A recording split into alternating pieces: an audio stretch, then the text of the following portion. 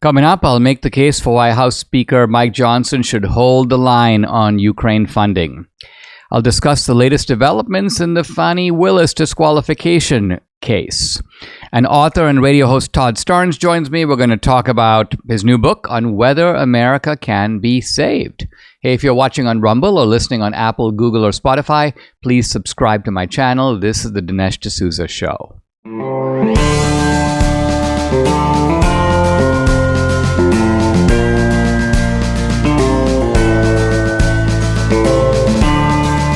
America needs this voice. The times are crazy. In a time of confusion, division, and lies, we need a brave voice of reason, understanding, and truth. This is the Dinesh D'Souza Podcast.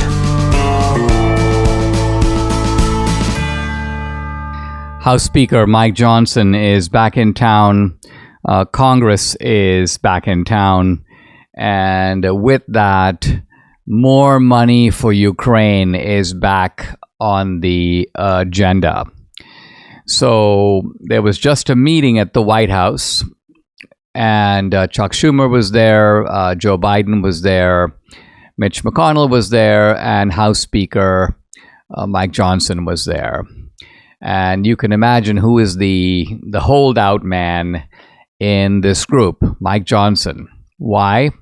Because all the other guys were there to cajole, to convince, to pressure, to browbeat Mike Johnson into, at the very least, having a vote in the House on Ukraine funding, and ideally, from their point of view, supporting this Ukraine funding. Now, Mike Johnson did not relent.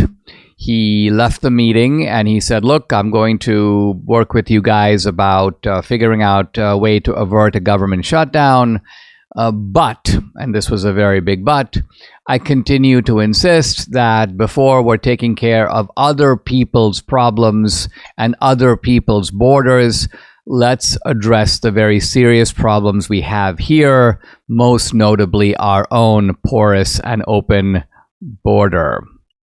Now, this is a way of Mike Johnson basically saying that the Joe Biden scheme to pull a fast one on the border, which is to, in a sense, change the law by saying, in effect, okay, we'll let up to 5,000 illegals in a day, and when the number hits 5,000, a kind of alarm bell goes off, and then we start shutting the border down.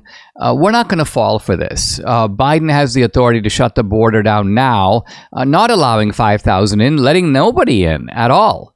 And that authority was exercised in various ways in the Trump years. Biden has the authority to exercise it. And yet he hasn't done it. And the problem has reached completely scandalous proportions. Now, there's a kind of a weakness in Mike Johnson's argument, because he's not saying, as I think he should say, that we're not going to be giving Ukraine this money, period. And then you would get into a substantive debate about whether or not it's a good idea to give more money to Ukraine. And the argument for giving more money to Ukraine is we've got to stop these Ukrainians from dying. There are casualties going on the battlefield. We have to get the money, otherwise Putin is going to win. The problem with this is that, first of all, Putin is winning. Second of all, Putin has taken large parts of Ukraine, and there seems to be absolutely no prospect of Ukraine getting those places back.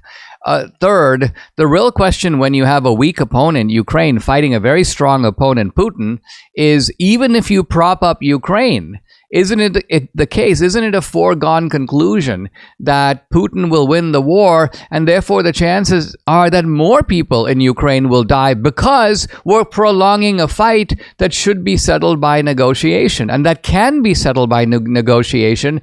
And it has been the West and the CIA and Western intelligence agencies that have been, in a sense, provoking this fight between, the little dog Ukraine and the elephant, which is Russia. Now, Mike Johnson has focused on, you could call it an issue of priorities, which is maybe Ukraine deserves the money. I'm not saying I'm not going to agree to put a vote on this or even support Ukraine funding, but we need border action first. And guess what? I think it looks like, from media reports, that Joe Biden might actually take unilateral action to improve the situation on the border. In other words, to put more border restrictions. Now, will he go all the way and restore the Trump policies? I doubt it, but it looks like Biden is going to take some action. And I think that is to protect himself politically, because this is an issue on which he's been hemorrhaging support among the American people. But the other reason is to be able to run back to Mike Johnson and say, okay, see, I've taken unilateral action on the border. Now you have to put the Ukraine bill to a vote. So this is a way of trying to force Mike Johnson's hand. Now, I find it really interesting that when Joe Biden was pushing this notion of a new law with a $5,000, not a $5,000, but a 5,000 illegals per day allowance, you could call it. When he was doing that, the press was united in its affirmation that there's nothing Joe Biden can do about the border. They were just repeating Joe Biden's talking points, which is, give me the authority to shut down the border and I will. But now that Biden says he's going to do it anyway, the press is like, oh, Joe Biden has the authority to shut the border down. So again, do you see how utterly shameless these people are? For days, if not weeks, they've been telling us that Biden needs a new law because even as the president, he cannot shut the border down. And now that Biden says he can, they're like, oh yes, he can. So suddenly their position changes. Now, do you think that the press is going to give any explanation of how they went from here to there? Did they change their mind on this? Was there some error of reasoning that they made before that they've now corrected? No. This is the definition of pure propaganda. Pure propaganda is, I say it's Tuesday, and tomorrow it's going to be Wednesday. But if you come along and change your position, the Biden administration, you say, no, tomorrow's Friday, I'm going to say it's Friday, and I'm going to insist it's Friday, and I'm going to forget the fact that I said something entirely different just yesterday. So unfortunately, we are now in a public culture where this kind of dishonesty is commonplace. It has become normalized, and that makes it very difficult for us to have honest political debate because we are swimming in a mainstream media of untruths. Lots of instability around the world. Elections in Taiwan, conflict in Ukraine, North Korea on the brink, Iran increasing its aggression. So what are you doing to shelter your savings and investments from potential major setbacks to the economy? It's not too late to diversify an old IRA or 401k into gold, and Birch Gold Group can help you to do that. As opposed to many other investments, gold thrives in times of uncertainty. It's an important part of diversifying your savings. It's part of my savings strategy, and here's how Birch Gold can help make it part of yours.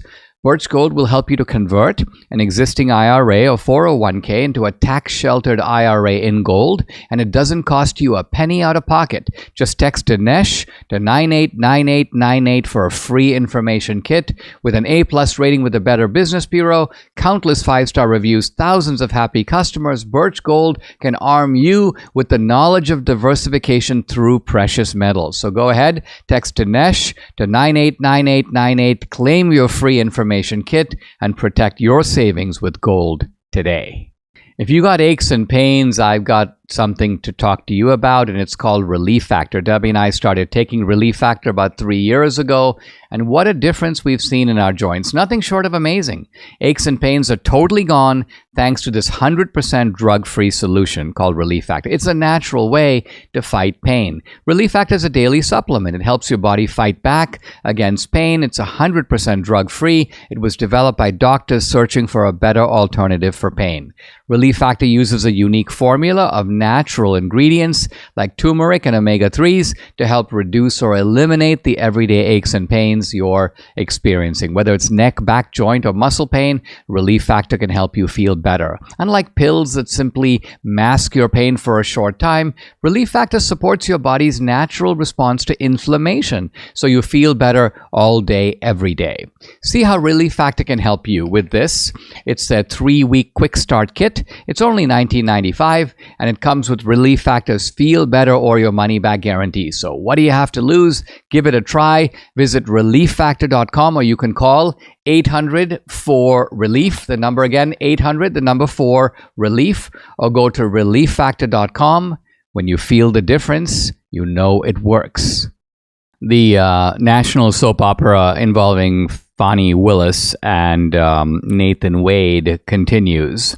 There was a hearing in Judge McAfee's courtroom yesterday, and it is going to be picked up on March 1st, which is Friday.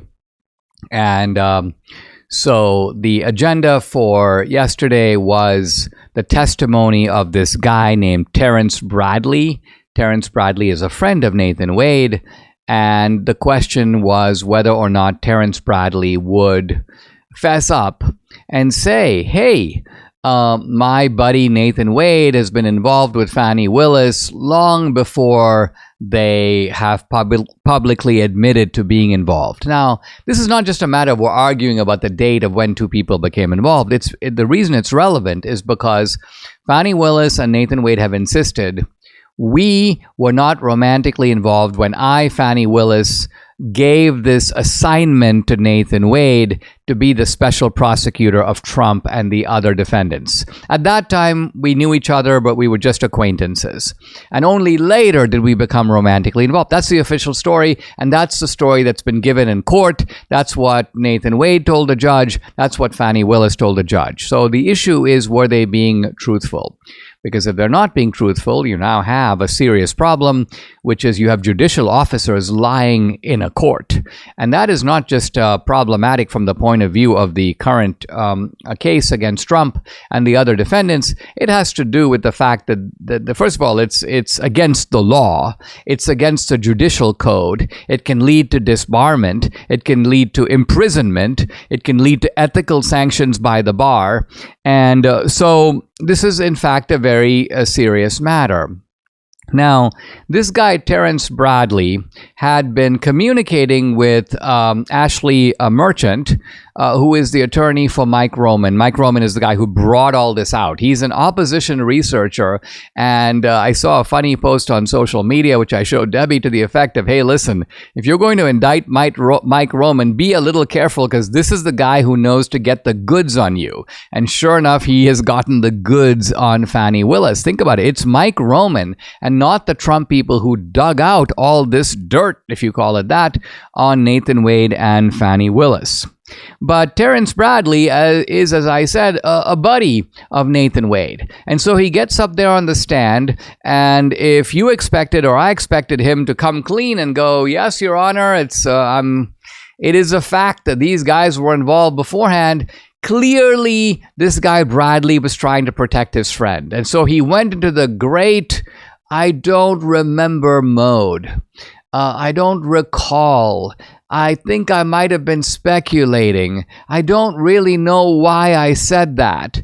All this kind of evasion. And we've seen this evasion in other contexts. I mean, it's kind of like when a cop busts a guy, who's been robbing a store. He's like, oh, I didn't do it. It wasn't me, or Jason got the wrong guy. No. This might be in my pocket, but I was just putting it there. I meant to pay for it. This is basically the atmosphere. And so for a judge, and judges are, they're trained in being able to see through this kind of thing. You would think that Judge McAfee was getting the picture. But there was one moment in the testimony of Terrence Bradley that was really revealing. And this was the moment in which the lawyers who were cross-examining Bradley, they pull out a text that he sent to Ashley Merchant, the lawyer for Mike Roman, and he admitted, he goes, yeah, these guys were involved before, they were involved in 2021. And they say they were only involved in 2022. And so this text, first of all, he pretended like, I don't remember what text are you talking about? So they were like, okay. He's like, I don't really know. And so they're like, okay, pull out your phone. You have the phone on your own. You have the text on your own phone. And so the text was presented to him. And you can see you can see Terrence Bradley reading the text. And then he says a single word, dang. dang. What does that word mean? What it means is, shoot, oops, you got me. The truth comes out. The cat is out of the bag. And so if you heard the dang, it sort of gave the whole game away. And I'm quite sure the judge heard the dang. I'm quite sure the judge knows really what's going on. But still, in order to issue his opinion, the judge is going to want, I think, to have a smoking gun. And his smoking gun isn't going to be the guy said dang. Even when Fani Willis said that she reimbursed Nathan Wade for all these trips they took together, reimbursed him in cash. I mean, think about it. You're reimbursing someone for flights, for cruises, in cash. It doesn't make any sense. No person would really do this. It's implausible. It's ridiculous. But yet, you can't prove that she didn't. So the judge is going to want to find something that he can sort of hang his judicial hat on. And I think I know what that something is. Again, there are a lot of things that create grounds for suspicion. Here's a simple one. Fani Willis, well, geo-tracking shows that Nathan Wade made 35 visits to Fani Willis's condo before the so-called relationship started. 35 visits. At least 2 of those were in the middle of the night. And here is what I want to draw attention to. 2,000 calls and 12,000 texts between Wade and Willis in 2021. Now, I don't see any way. Just do the math. It works out to about 6 texts a day. Now, if these guys are just acquaintances, that's not going to happen. There is no way. And so, my advice to Judge McAfee is really simple. Demand to see the texts. And I think what you're going to see in the text is certainly one thing and probably 2. The one thing is going to be just a lot of romantic talk between the 2 of them, and there you go. They're romantically involved. Case closed. They've been lying to the court, and they need to face up to the implications of that, which at the very least involves disqualifying the 2 of them from the case, at the very least. Not to mention referring it to the bar, referring it to the Georgia Bureau of Investigation, referring it to the Attorney General. I mean, there's all kinds of things that could come out of this. And so Fani Willis is in a lot of trouble here. But the second thing that could possibly come out of the text, discussions about Trump, plotting against Trump, schemes to get Trump. That would be the bonanza, the sort of judicial manna from heaven. That's the red meat that would blow this whole thing sky high. And so I think that there should be now a supreme effort, not just, by the way, on the part of the judge. He needs to see the text, but we do too. It would be really good to have the text made public so that we could now see, first of all, what scheming liars we're dealing with. People of low character, utterly dishonest, who are in a political hit scheme against the former president of the United States. And wouldn't it be great if he's the one that has the last laugh? How are you feeling these days? I feel great. One of the reasons I feel so good is because I take this Balance of Nature fruits and veggies in a capsule. So easy to take. They have an amazing story of how this product was developed by Dr. Douglas Howard. It's right there on their website. Balance of Nature gets over 1,000 success stories every single month. They have hundreds of thousands of customers who've purchased billions of capsules of their fruits and veggies over the past 20 years. The products are gluten-free. They're non-GMO. They contain no added sugars or synthetics. I think if you're looking for something to make you feel better naturally, you should definitely give Balance of Nature a try. In fact, order today. Whether you order online or call them direct, you got to use promo code America to get the special offer.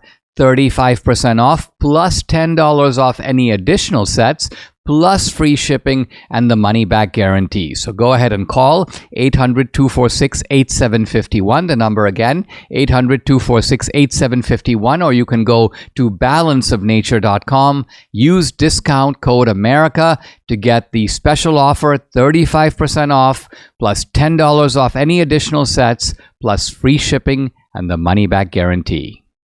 There's no better time than right now to call our friends at PhD Weight Loss and Nutrition to start your journey to a healthier you. As I hear from many of you about how PhD Weight Loss and Nutrition has changed your lives, I know each of us has our own reasons for starting. I started because I was feeling kind of sluggish and tired all the time. Debbie tried everything else and nothing would work, so we just needed some help. I've heard from countless listeners who did what we did and started the PhD Weight Loss and Nutrition program. I heard from one listener who went from his yearly physical, he was diagnosed with type 2 diabetes. The medicine was making him sick, so he's like, hey, let me do PhD instead. He has completely reversed his diagnosis. Debbie talked to a lady who, just like her, couldn't get the menopause weight to go away. Dr. Ashley and her team helped her lose the weight and keep it off. So there are so many reasons to start, and honestly, I can't think of even one good reason to put it off. So make 2024 your year. Call PhD Weight Loss and Nutrition today at 864-644-1900 to get started. Or you can go online at myphdweightloss.com. The number to call again, 864-644-1900.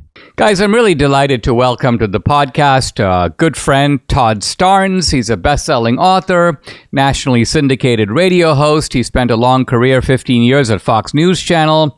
He is also the owner of KWAM News Talk in Memphis, and he's the author of 7 books. The new book, Twilight's Last Gleaming, Can America Be Saved?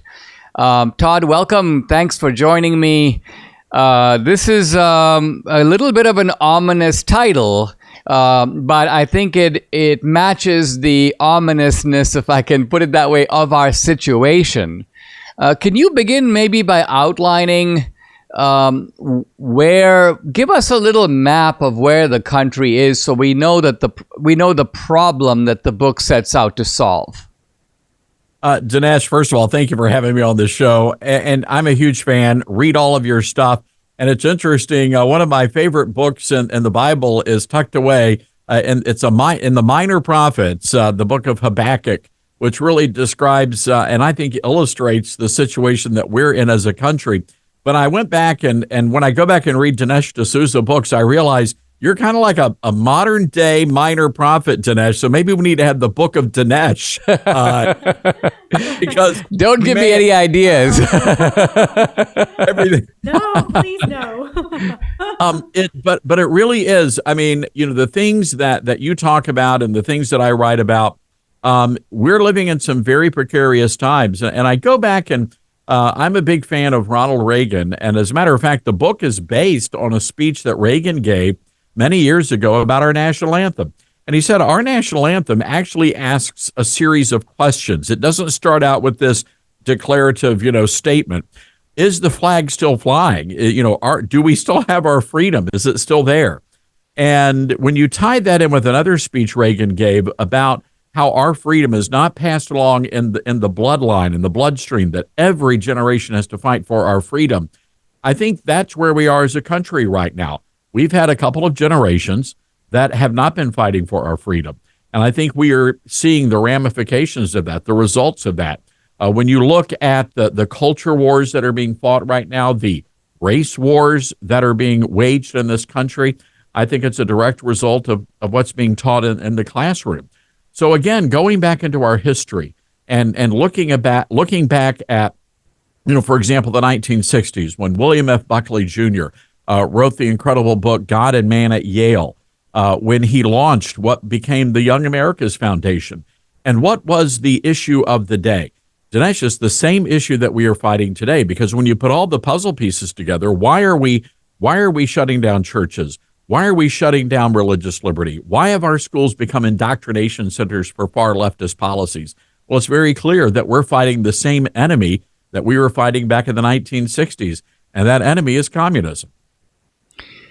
Well, yes, it is. And yet there was a moment toward the turn of the century when it seemed like that battle had been won.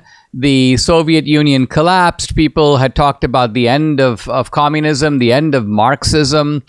And it looked like there was going to be a spread of freedom worldwide. I think what's really interesting is that not only have the unfree countries like China, North Korea, and Iran kind of hung on to their unfreedom, but now the free countries seem to be moving away from the idea of free speech. They've long given up the idea of unfettered free markets. They are introducing concepts like, increasing social control, technological surveillance, all this stuff that is moving us in the Chinese direction rather than, as some people had hoped, the other way around. I think you're right. And again, it goes back to what's been happening in the classroom. And I write about this in the book, that really this is where the fight is being had. Because our public education system, the taxpayer-funded education system, I believe, is what's driving this radical change in our country, which is, it's not natural. Some of these changes in thinking on the big culture issues of the day, these are not, it's not some sort of a natural progression. These are being forced, hoisted on the young people. And people seem to be surprised that we're having a battle over pronouns right now in the workplace. But these are kids who are indoctrinated in those classrooms, and now they're in leadership positions in many companies, many organizations around the country. But I do want to say, as ominous as the title is, the subtitle does offer a lot of hope. Can America be saved? And I believe America can be saved. And Dinesh, we have a lot of fun in the book. People who've read my books in the past know I like to have fun. I've got a great chapter title, Jack and Jill Went Up the Hill, Came Down Gender Neutral. We also do a fun spoof on CNN covering the rapture, which is probably my favorite chapter in the book. And I think, Todd, you're right that an upbeat and a spirit that is optimistic and looks to a better future is, in fact, the way to go. I mean, we can see in so many areas that if you adopt a defeatist attitude, let's say, for example, you tell people, I don't see any way that the 2024 election is going to be fair.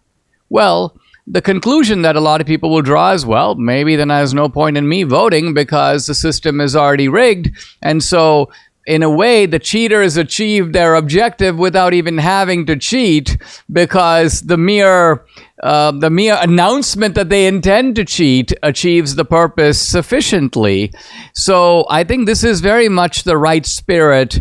And yet, we have to acknowledge that so many of our institutions, even institutions that we thought of previously as being right-leaning, I'm thinking of here the FBI, the military, the Boy Scouts, it seems like one after the other, our institutions have succumbed to the left, whereas their hold on their institutions has only become stronger. I think that's a great observation, and I write about that in the first chapter of the book, Darth Brandon and the Temple of Doom, going back to that infamous speech that Biden delivered in Philadelphia with the Nazi-esque, interior design work there. It was very odd. But you're right. Going back and looking at what's happening, especially in the Pentagon and the military, which has become so woke. And I hear from so many veterans on our radio program, and they're just incredibly concerned and disturbed about military preparedness. Well, when did that start? You have to go back to the Barack Hussein Obama administration, when he fired more generals than any other president, at least in modern American history. And the intent there was I believe, to physically remove patriotic, red-blooded American military men and women and replace them with people who share the ideology of Barack Obama. So look, I think the lesson here, Dinesh, is that Republicans have to learn how to fight. We've got to be happy warriors, right? We can't adapt the tactics of the left. We don't burn down city blocks. We don't do that. But at the same time, that doesn't mean we have to sit there and just do nothing. We've got to fight. And one of the ways we can fight is going and voting on Election Day. And as the stats prove, most conservatives and most evangelical Christians are simply not voting on Election Day, and that's a big problem. Why do you think that is? Is it because you would think that people would, There was a time, I suppose, for most of my adult lifetime when the country seemed to be in reasonably good shape. People didn't have to pay that much attention to politics. A lot of our most serious problems appear to be with adversaries abroad, and that's not something that the ordinary guy can do much about on a day-to-day basis. But now when you see the infestation, the illegals kind of spreading out throughout the country, you see escalation of crime, you see problems of fentanyl, child trafficking, drugs. I mean, this stuff is affecting people right where they live. And so the idea that they would say, oh, well, I'm just not going to vote because it's too much trouble for me to do it, just to get out there and cast my vote, almost appears to be makes no sense to me. Why wouldn't people be more up in arms if it is a fact that their lives are so affected by politics? One of my favorite times at Fox News, we would have the fresh hires right out of college, and most of them, Lord love them, were liberal as the day is long, until they got their first couple of paychecks, Dinesh, and they started asking questions. Well, wait a second, what's FICA? Who is that? And what's this state income tax I've got to pay? And what is this city income tax I've got to pay? And it was interesting to watch that progression from liberal to conservative as they realized that the leftist policies were impacting their bank accounts. And I think that's a lot of it is education. We don't do a good job of that in the conservative movement. And one of the reasons I love YAF, they may not be, partay kind of, a group, but they're educating next generation voters. And I think that's an important thing to do. I mean, you can have fun in doing that, but we've got to educate next generation voters. A complete missed opportunity is happening right now in Chicago's South Side, where you have disenfranchised black voters, generational black Democrat voters, and now they are being shoved aside to accommodate the illegal aliens. If I were in charge of the RNC, I would be planting my flag in Chicago's South Side right now and recruiting lots of new people into the conservative way of thinking. So we've got a lot of work to do just by reaching out and making those connections and letting people know what it means to be a conservative. Are you optimistic, Todd, that with this new incoming regime at the RNC, I mean, it seems like Ronna McDaniel was a complete dud. In the few dealings I had with the RNC, I found them to be worse than useless. And I thought to myself, how odd it is, because here I'm making films. It's a form of messaging. Our investors are paying for the film, so it doesn't cost the RNC anything. They don't have the capability to make anything even remotely close to this. You'd think they would at least want to help get the message out, but no interest whatsoever. So it's almost like you're in a battle, and the generals who are organizing our team aren't interested in fighting at all. And so it's beyond laughable. And so I know that Laura Trump and this guy, Michael Whatley, I guess from North Carolina, I don't know much about that guy. Do you have any sense of whether we can expect something better from them? I mean, hard for me to see how things could get worse. I really don't. I don't think it's going to get worse. But again, when you're spending all this money on flowers and hairdos, you know what? Go pick some flowers. They're free. Go down to Supercuts. They'll do a nice job for you. And $10-20. Look, we have to be fiscally conservative. That's my whole thing is, we're willing to spend out the wazoo, but we are supposed to be at the very least, fiscal conservatives as Republicans.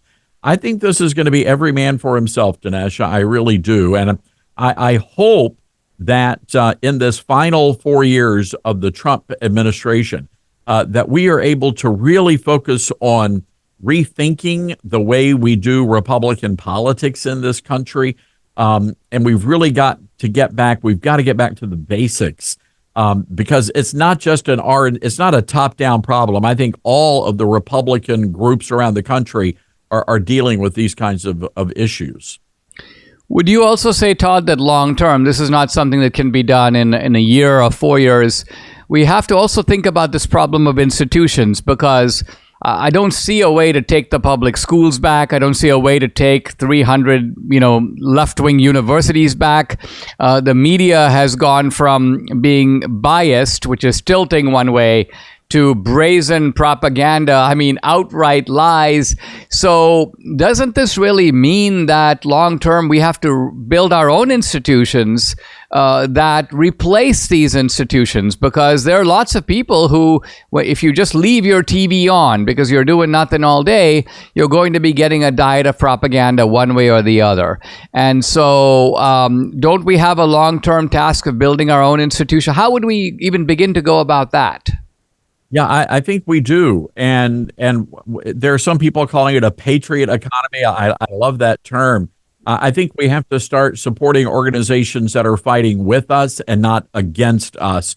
And that's, again, going to require a lot of work. There are organizations like Timothy Plan, and their whole mission, and they've been doing this for 30 years, is to help investors make sure they're not investing their money in companies that are supporting abortion, for example, or fighting against traditional marriage. And the educational part of this is so vitally important. And I really believe a missed opportunity in the first administration of President Trump was not dismantling the Department of Education. But we've got to get education back in the hands of local people. And I think if we're able to do that, we're going to be able to undo a lot of this. But look at what happened at Harvard. Money speaks. Money ultimately speaks. And I was very excited to see the pushback when with all of the anti-Semitism.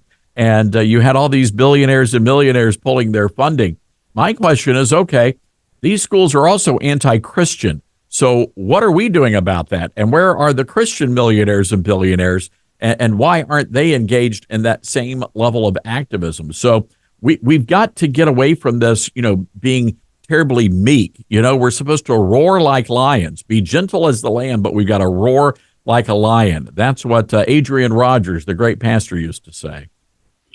Great stuff, Todd. The book, guys, is called Twilight's Last Gleaming, Can America Be Saved? By the way, you can follow Todd Starnes on X at Todd, TODD STARNES.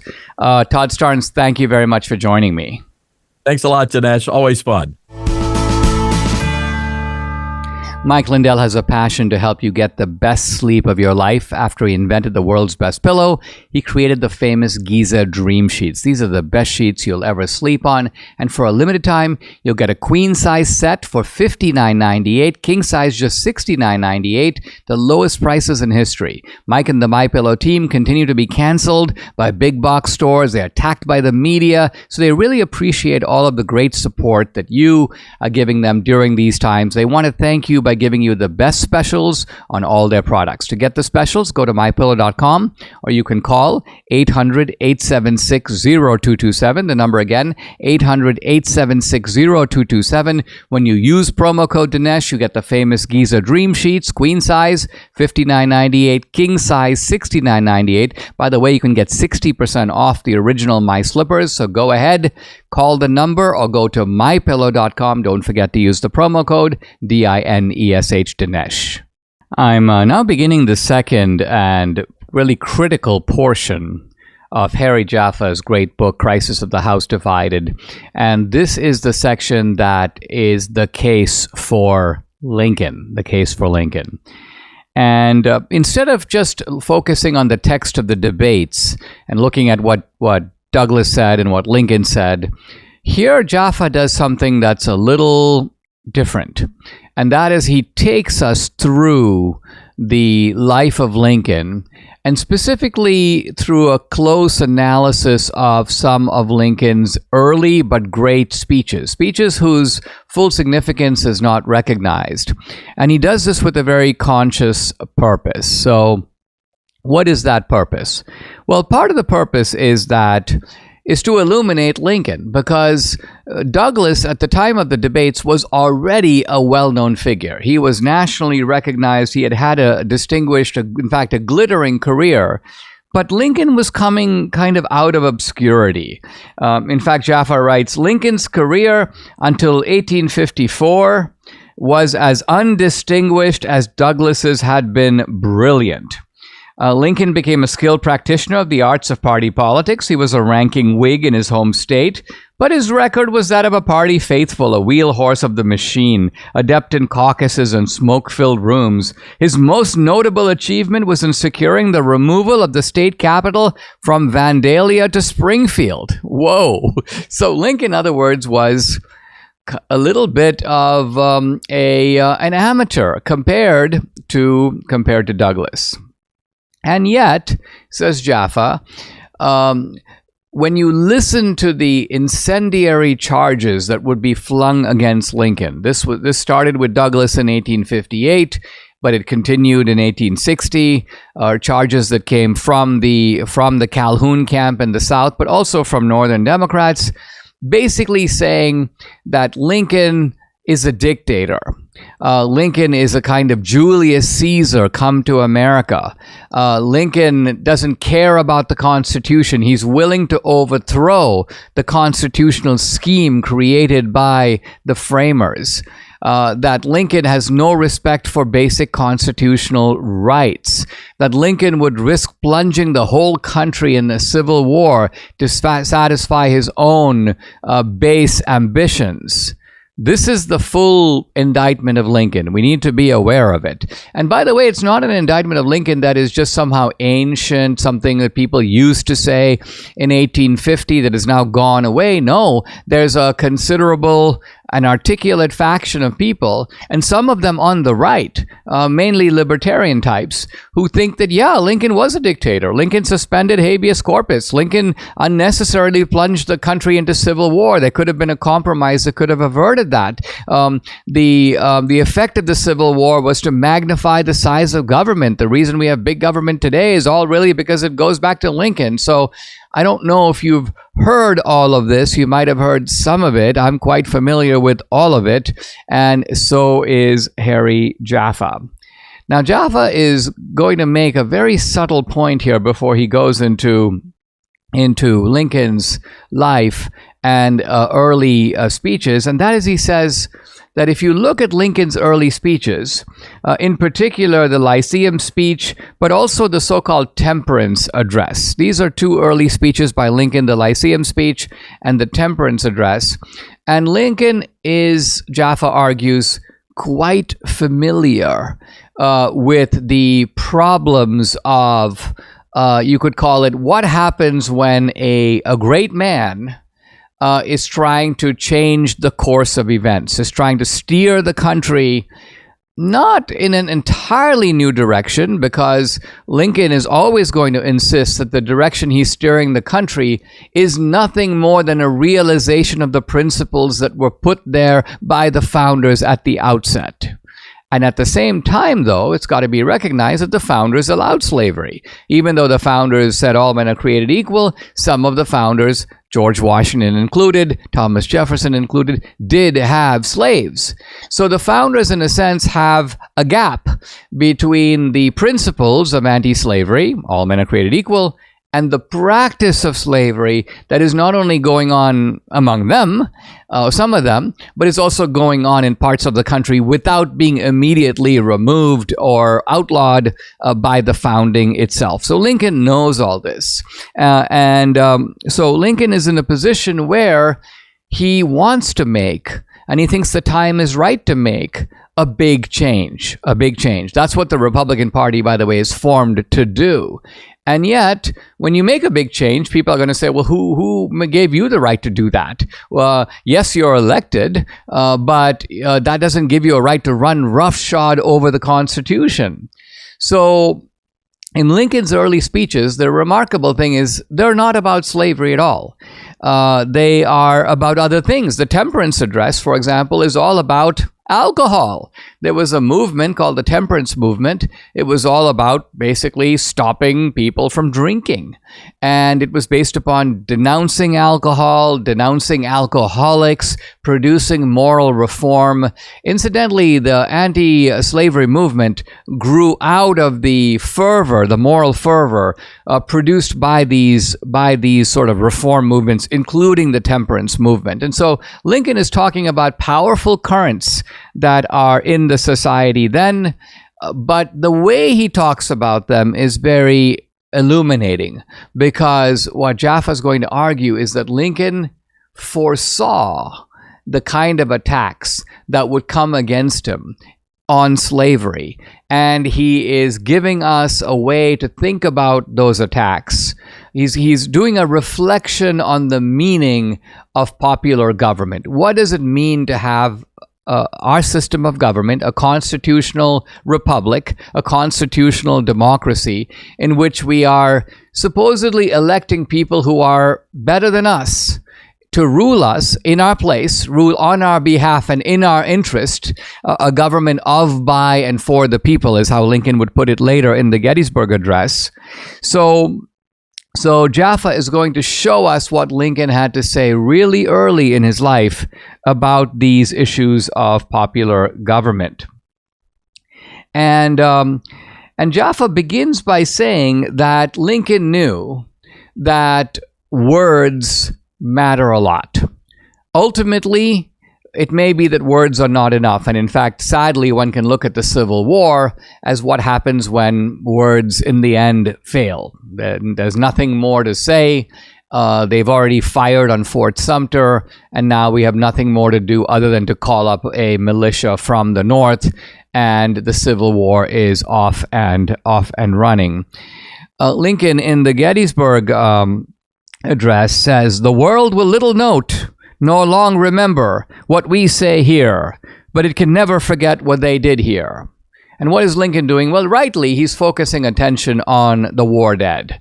And he's emphasizing that these are people who gave their lives for freedom.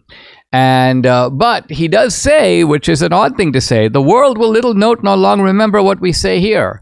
But we remember. We know the Gettysburg Address. Many of us memorized it in school or in college. And it is perhaps the most famous short speech of all time. So Lincoln is not being entirely straight when he goes, "Oh yeah, no one's going to remember what I say. I'm just giving a little speech." Lincoln knows that yes, there is the immortality of the deed, but there is also the immortality of the word. And not only that, but the immortality of the word is necessary to preserve the immortality of the deed. Let's say, for example, that there's a great battle, the Peloponnesian War, that is fought in the 5th century BC. How do we know about it? Thucydides, the word. The word preserves the deed. If there were no word, if there was no Thucydides, how would we know about all the great deeds that were fought, all the great battles that were fought in ancient Greece? We would not know. How would we know about World War II, about Patton, and about the landing at Normandy and the evasion of the Nazi forces at Dunkirk? How would we know any of this? The answer is we need words to protect and preserve these things. Now, the thing about Lincoln is that although Lincoln was very aware of the power of the word, in a way, Lincoln very artfully creates, and I'll talk more about this tomorrow, you could almost call it the Lincoln myth. So when a lot of school children learn about Lincoln, it's that Lincoln was born in a log cabin. Lincoln had a very humble beginning. Lincoln came of age like chopping wood. Now, what's interesting is that all of this is true, but it's not really the whole truth. It's a partial truth, which means it is also partially an invention. It's an invention of art. It's almost as if Lincoln crafted a narrative of himself. Lincoln is the original inventor of the log cabin idea of Lincoln. Lincoln portrayed himself in a certain way. Again, Lincoln isn't lying. He did split logs. But on the other hand, he was also a lawyer.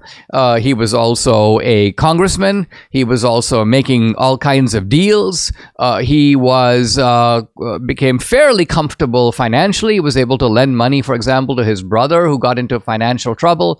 So Lincoln is this rounded figure, but in his political storyline, he gives a kind of humble story of upward mobility and presents himself as, I'm no different than any other American. So this is part of the art of Lincoln. He was, I think you'd have to say, an extraordinary man. an unusual man, a great man, but he's a great man essentially posing as a purely ordinary fellow. Subscribe to the Dinesh D'Souza podcast on Apple, Google, and Spotify, or watch on Rumble, YouTube, and SalemNow.com.